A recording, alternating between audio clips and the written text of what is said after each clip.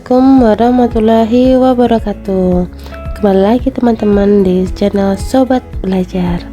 Kali ini kita bahas larutan penyangga ya teman-teman. Sebelum masuk kita harus tahu dulu apa definisi dari larutan penyangga. Nah, larutan penyangga itu adalah jenis larutan yang dapat mempertahankan pH yang stabil ketika terjadi penambahan asam atau basa. Jadi misalnya ini ada larutan penyangga ya. Nah, nanti misalnya diketahui dicek pH-nya itu adalah 7,1. Nah, di saat larutan penyangga tersebut ditambahin asam, misalnya tambahin HCl ya, nanti pH-nya jadi 7,0. Dan ditambahin basa, misalnya NaOH, pH-nya jadi 7,2. Ini bahkan bisa teman-teman bisa tetap 7,1 ya. Nah, pembuatan larutan penyangga sendiri itu ada dua cara teman-teman. Pembuatan larutan penyangga atau bisa disebut larutan buffer ya teman-teman, itu ada dua cara. Yang pertama itu cara langsung. Nah, kalau langsung berarti dimasukkan komponennya dari larutan penyangga itu apa aja sih? Ada asam lemah ditambah garam, atau boleh dinyatakan konjugasinya. Dan bisa juga basa lemah dan garam atau konjugasinya. Contohnya apa sih? Contohnya seperti ini teman-teman. Misalnya asam lemah dan garam ya. Jadi misalnya ini ada CH3COOH, ini ditambah CH3COO dalam garam, atau konjugasinya tuh gini, CH3COO-, basa konjugasinya. Nah, kalau basa lemah misalnya NH4OH, ini dengan garamnya misalnya NH4I, atau konjugasinya jadi NH4+. Nah, ini asam konjugasinya. Nah, ada cara yang kedua. Ini kalau cara langsung dimasukkan komponen utama dari larutan penyangga, yaitu sesuatu yang lemah bisa asam atau basa dengan garamnya. Kalau cara kedua, ini cara tidak langsung. Nah, kalau tidak langsung berarti ada yang direaksikan dulu. Nah, jadi di sini untuk membentuk garam kan adanya reaksi asam basa ya teman-teman. Jadi direaksikan dulu. Bisa asam lemah direaksikan dengan basa kuat, atau yang kedua bisa basa lemah direaksikan dengan asam kuat. Dan harus nantinya komponen yang kuat ini dia harus lebih sedikit daripada yang lemah, karena diharapkan dia yang habis bereaksi dan menyisakan yang lemah dan garam. Oke.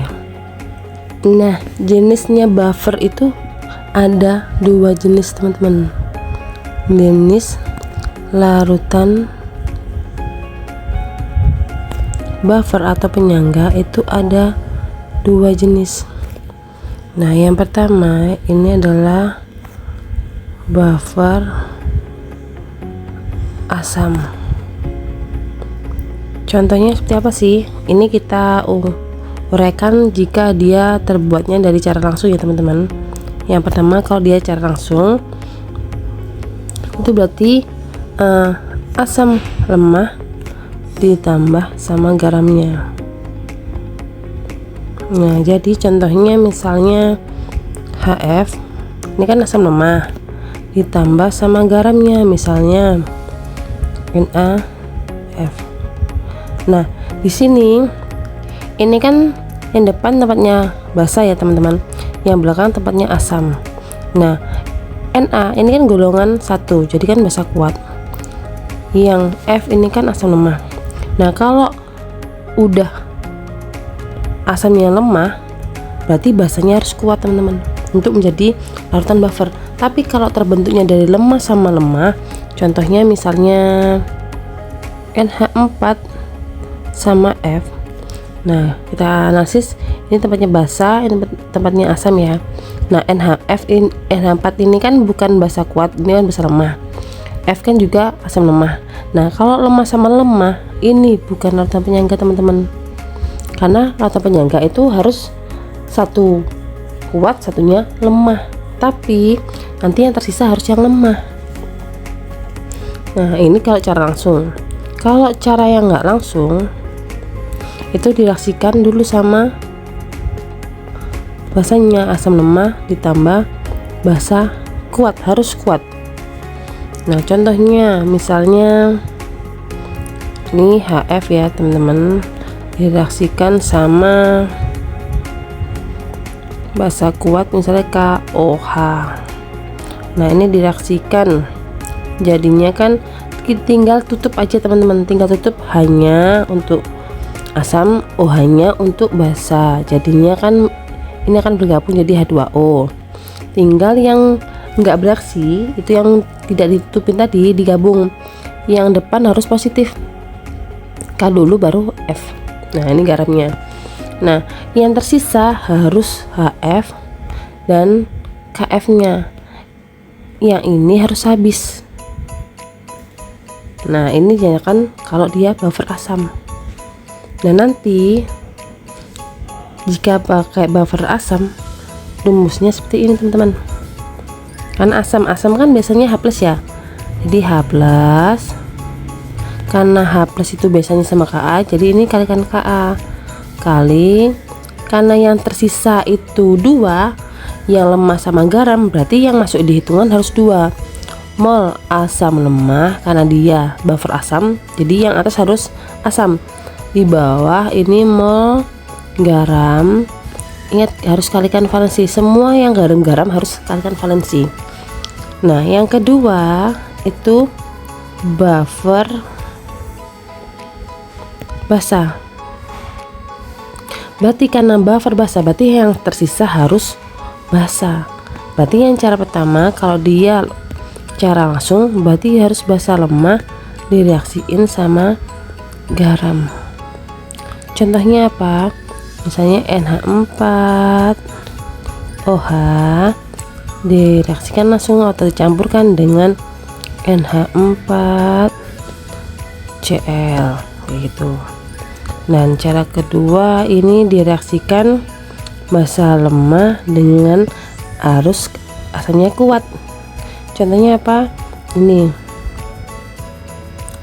NH4 OH direaksikan sama, misalnya direaksi sama HNO3, ini kan asam kuat. Nah, nanti kan akan menghasilkan, ini tinggal tutupin OH-nya, ini tutupin H-nya. Nah, digabung jadi H2O ya di sini ya teman-teman.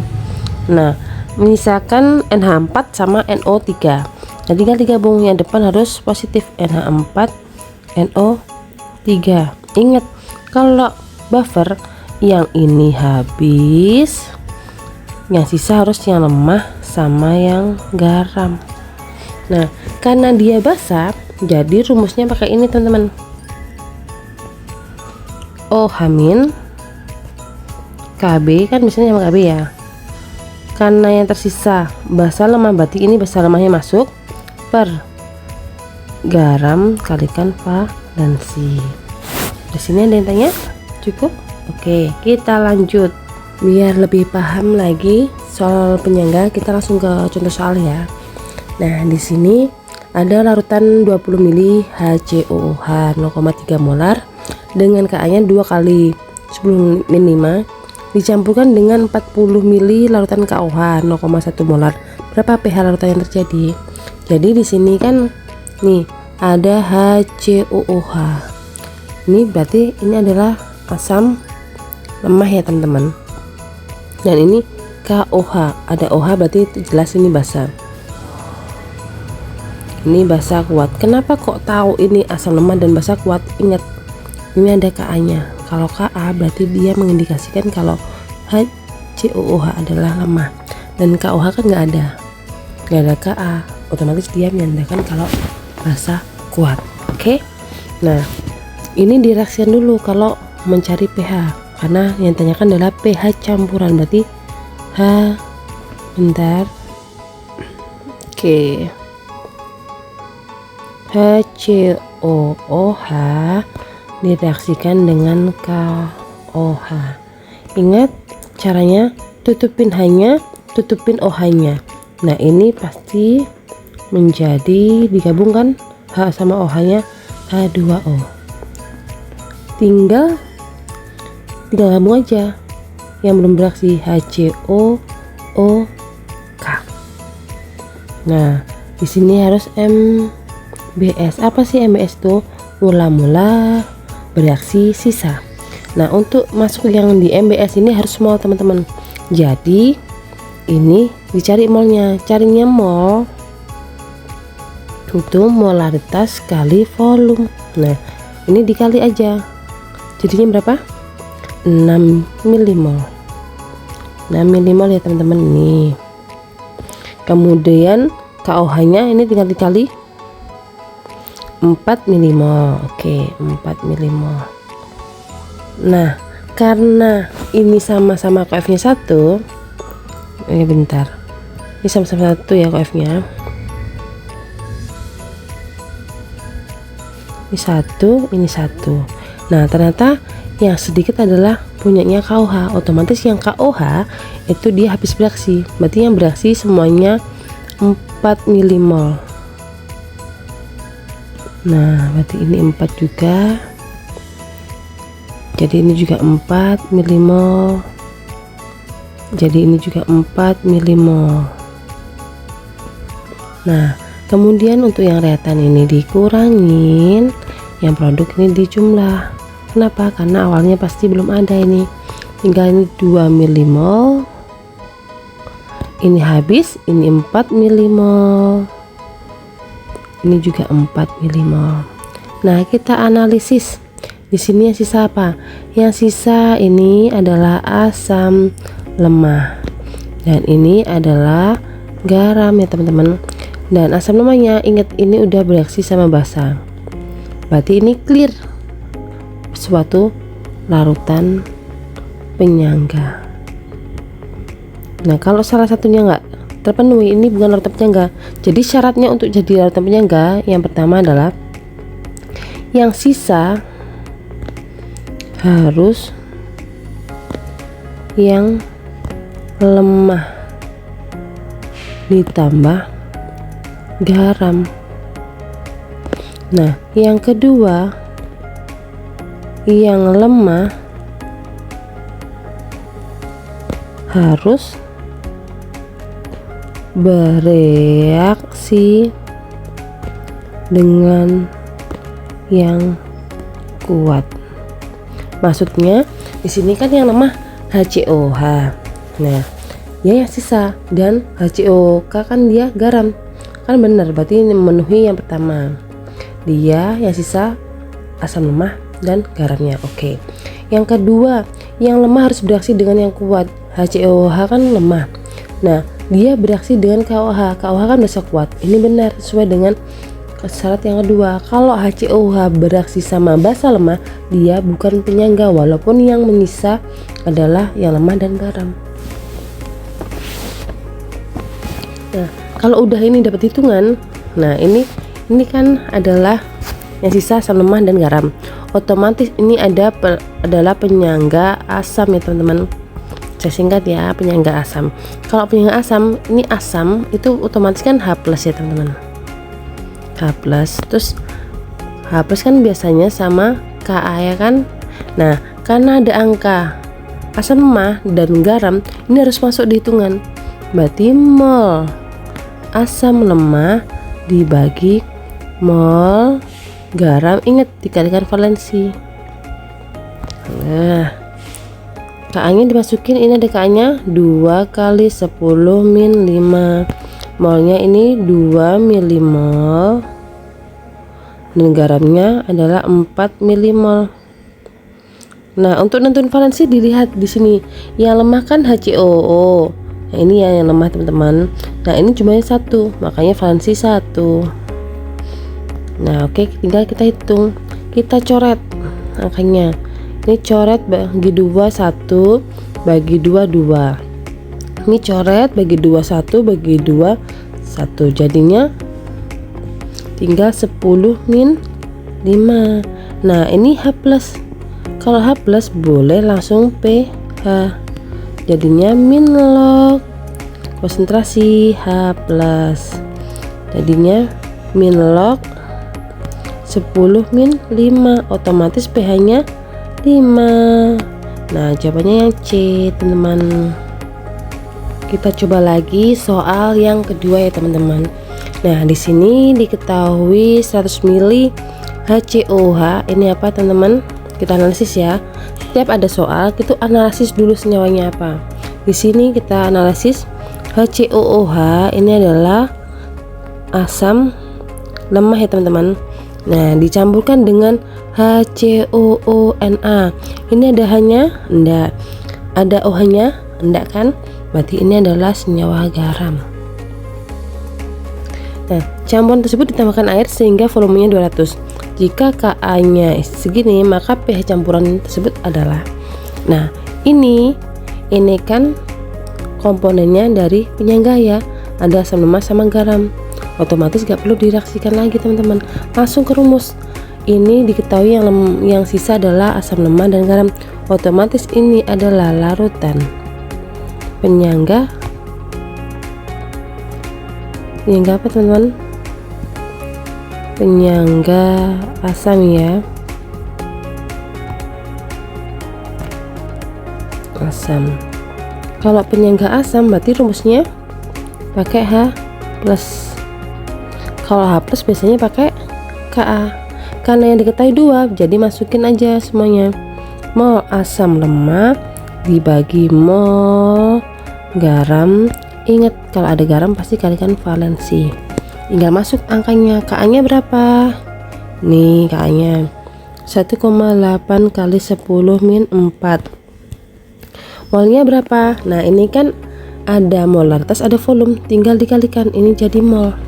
Jadinya 1 milimol ya, teman-teman. Loh, kan milimol.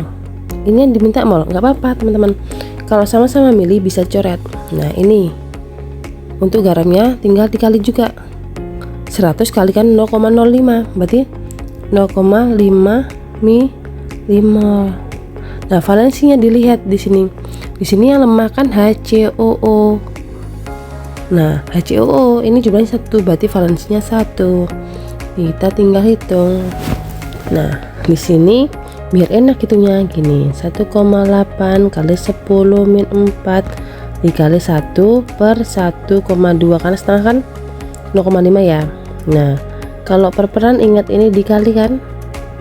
10 min 4 dikali 2 per 1. Jadinya ini 3,6 kali 10 min 4. Jadi ini kan H plus, bisa langsung ke cari pH kan, teman-teman. Nah, min log H plus. Jadinya ini min log 3,6 kali 10 min 4. Jadinya pH-nya ini 4 dulu, baru yang nggak bisa min log 3,6. Jadinya jawabannya yang di Oke. Nah, kalau ini ada contoh soal lagi yang 3, kalau dia yang diketahui malah pH-nya dan disuruh cari masanya. Nah, kita analisis lagi. Kita analisis yang ini HCOONA, nggak ada H, nggak ada OH, otomatis ini adalah senyawa garam. Nah, kemudian HCOOH, ini berarti ada hanya, berarti ini asam ya teman-teman. Dan asam apa? Asam lemah, karena ada Ka nya ini. Nah, otomatis ini adalah penyangga asam ya, daratan penyangga asam. Nah, kalau udah tahu ini penyangga asam, tulis rumusnya. Rumusnya karena asam berarti dia pakainya H+ ya teman-teman. H+ Ka mol asam lemah per mol garam kalikan valensi. Nah, di sini Ka-nya ada berapa? Masukkan yang diketahuin. Ka-nya ini ada 10-6. Kemudian untuk HCOH-nya nggak ada, belum diketahui juga ya. Di sini kita masukkan aja nggak apa-apa. Mol asam lemahnya belum diketahuin. Ini mol asam lemah. Kemudian ini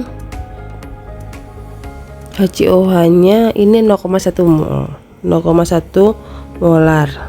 Nah, volumenya belum ada. Salah Nah, ini ada soal, misalnya contohnya kalau udah diketahui pH, berarti nah ini caranya dibalik ya teman-teman. Nah, cara yang pertama, langkahnya itu analisis dulu senyawanya ini apa. Yang pertama ini ada NH4Cl. NH4Cl kan nggak ada H depan ya teman-teman, bukan H belakang ya. Kalau H depan kan jelas itu asam, nggak ada H, nggak ada OH di belakang, otomatis ini garam. Nah, kemudian ada senyawa lagi nih, NH4OH, ada OH-nya, berarti jelas ini basa. Nah, kemudian ada Kb, berarti ini menunjukkan kalau dia basa lemah. Basa lemah dan garam ini berarti larutan penyangga. Penyangga apa teman-teman? Larutan penyangga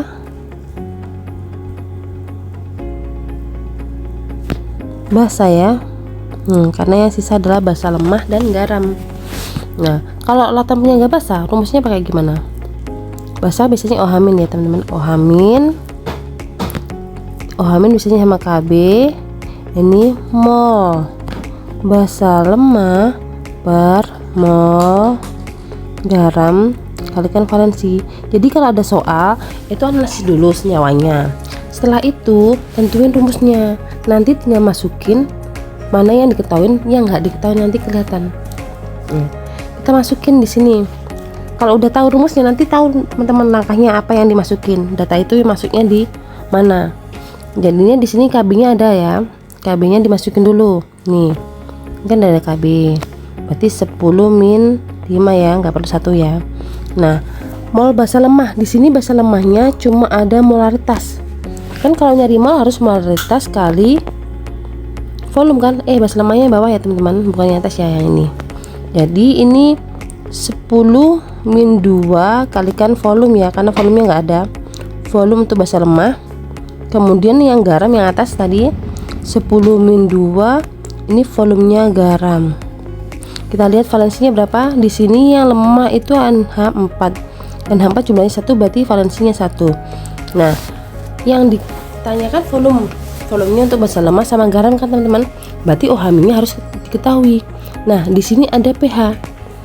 Alurnya ini kan pH-nya 9. Untuk jadi OH- berarti kita harus cari pOH-nya dulu. Nah, pH ditambah pOH kan 14. Jadi kalau cari pOH dari pH, jadi 14 dikurangin pH. Jadi ini 14 dikurangi 9. Berapa teman-teman? 5. Nah, baru bisa cari OH-nya ya kan? Kalau pOH-nya 5, otomatis pOH-nya 10-5. Nah, di sini 10-5. Nah, terus masuk deh. Nih, ini sama ini boleh dicoret ya teman-teman, karena sama kan. Nah, tinggal ini dioper, dikalikan sebelah. Berarti ini kan 1, ini 1. Berarti ini dikalikan sebelah sini. Berarti ini 10-2 volume garam sama dengan 10 min 2 volume basa lemah. Nah ini bisa ada yang diringkas lagi kan, ini sama ini sama, otomatis volume garam itu sama dengan volume basa lemah. Berarti cari mana yang sama volumenya. Yang A beda ya, 1 sama 10 berarti bukan. Ini 100 sama 200 berarti bukan. Ini 100 sama 50 ini bukan. 50 sama 100 ini juga bukan. Berarti jawabannya pasti yang E karena volumenya sama sesuai dengan pernyataan ini. Oke, terima kasih teman-teman.